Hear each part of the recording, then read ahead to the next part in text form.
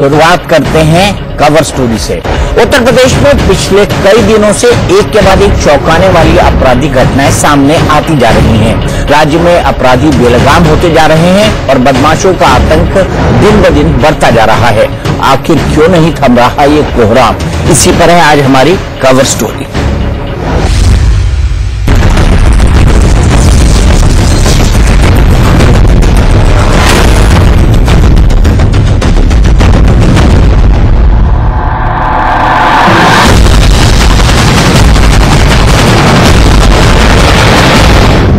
इलाहाबाद में गुंडा टैक्स के लिए कोचिंग पर अटैक।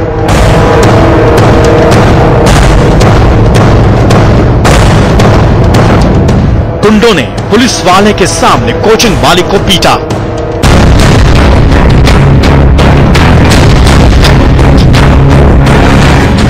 गुंडों से डरकर भागा पुलिस वाला।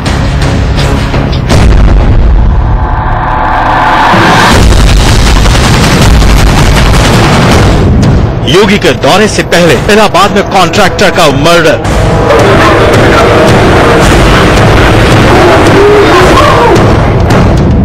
सुल्तानपुर 72 घंटे के भीतर हत्या की चौथी वारदात से दहला।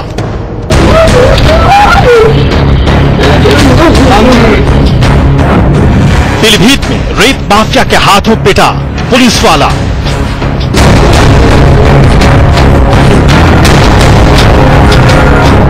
योगी जी सूबे में हत्या, लूट, रेप और रंगदारी कब रुकेगी?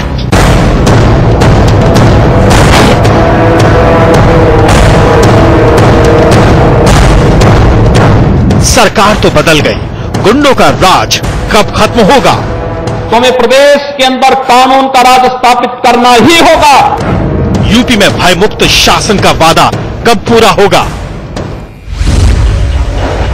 कानून व्यवस्था को मुद्दा बनाकर ही बीजेपी ने उत्तर प्रदेश में वोट मांगा था। जीत के बाद योगी सरकार ने कानून व्यवस्था को चुस्त दुरुस्त करने के दावे किए, लेकिन अपराध कम होने की बजाय और बढ़ गया। इलाहाबाद में तो बदमाशों ने गुंडा टैक्स न देने पर कोचिंग इंस्टीट्यूट को निशाना बना दिया।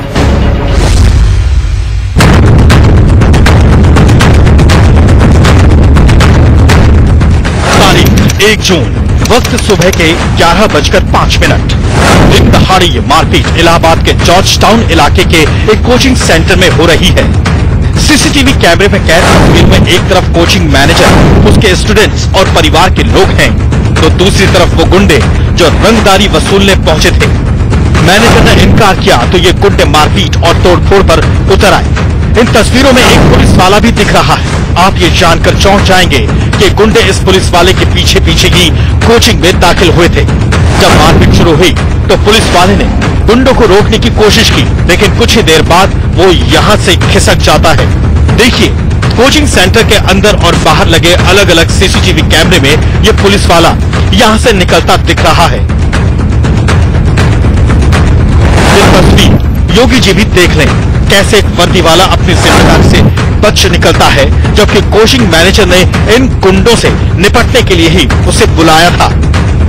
फिर आए, हमसे पैसा मांगने लगे और फिर कह रहे हैं कि तुम बहुत पैसा कमा रहे हो, कुछ पैसा दो। हमने कहा कि हम सर नहीं दे पाए, तो उन्होंने कहा तब कोचिंग नहीं चला पाओगे। उसके बाद उन्होंने हमारी कॉलर पकड़ी, कॉलर पकड़ के हम मारने लगे। कोचिंग मैनेजर के मुताबिक ये गुंडे आसपास के ही हैं और सब उन्हें जानते हैं, लेकिन पुलिस सीसीटीवी में उनकी पहचान कर कार्रवाई का नाटक कर रही है। Sandeep Tiwari, Allahabad, India news. साफ है कि ऐसे पुलिस वालों के बूते उत्तर प्रदेश की कानून व्यवस्था को दुरुस्त नहीं किया जा सकता। इलाहाबाद की ही बात करें तो सीएम योगी कल से 2 दिन के दौरे पर वहां आ रहे हैं। इस दौरे से ठीक पहले एक कॉन्ट्रैक्टर को उसकी पत्नी के सामने ही बदमाशों ने गोली मार दी।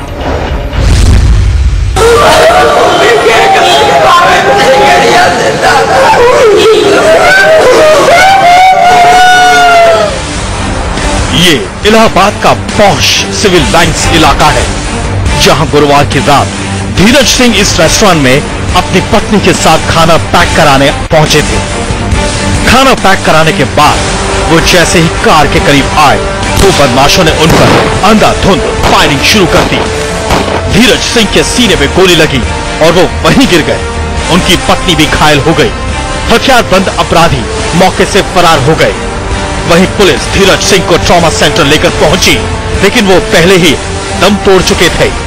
2 अनजानों का इन्होंने हम लोग के ऊपर गोली चला दी, मेरे हस्बैंड के साथ चली। मैं जख्मी हुई लेकिन वो नहीं बचे। योगी सरकार में भी अपराधी इतने बेखौफ हैं कि उन्होंने जिस सिविल लाइंस में हत्या की वारदात को अंजाम दिया, वो पुलिस हेडक्वार्टर से चंद कदमों की ही दूरी पर है। हत्या की वजह साफ नहीं है, लेकिन इसके पीछे ठेकेदार या प्रॉपर्टी से जुड़ा विवाद बताया जा रहा है। Dheeraj Singh retired DIG stamp Trilochan Singh के बेटे थे और पीडब्ल्यूडी के साथ ही इलाहाबाद डेवलपमेंट अथॉरिटी में ठेकेदारी करते थे। 5 साल पहले उनकी शादी हुई थी। रिद्धि सिंह सीएम योगी से न्याय की गुहार लगा रही है। मेरी मुख्यमंत्री जी से मांग है कि चूंकि मुझे पता चला वो कल आ भी रहे, मेरी मांग है कि योगी बाबा आए, देखे अपने आँख से क्या हुआ। Sandeep Tiwari, Allahabad, India news. पिछले 24 घंटे में अपराध की 2 और वारदातें सामने आई हैं। सुल्तानपुर में लूट के इरादे से घर में घुसे बदमाशों ने एक बुजुर्ग महिला की हत्या कर दी। जिस वक्त ये वारदात हुई, महिला घर में अकेली थी और बदमाशों को इस बात का पता चल गया था। सुल्तानपुर में 72 घंटे में हत्या की ये 4थी वारदात है। उधर पीलीभीत में रेत माफिया ने एक पुलिसकर्मी की लाठी डंडों से पिटाई कर दी। पीलीभीत में खनन पर रोक है, ऐसे में पुलिसकर्मी ने जब रेत ले जा रही गाड़ी को रोककर पूछताछ की तो बदमाश भड़क गए। उन्होंने अपने साथियों को बुलाया और पुलिसकर्मी की पिटाई कर दी। इस मामले में 10 लोगों के खिलाफ गंभीर धाराओं में एफआईआर दर्ज कराई गई है।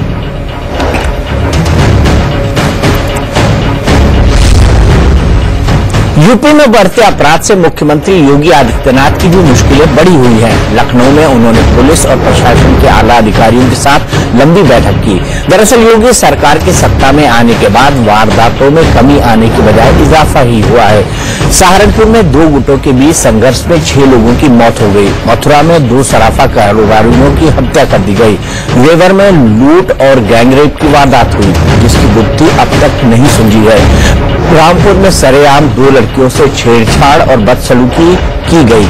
गोंडा में सीएम योगी का दौरा खत्म होने के कुछ ही घंटों के भीतर डबल मर्डर की वारदात हो गई।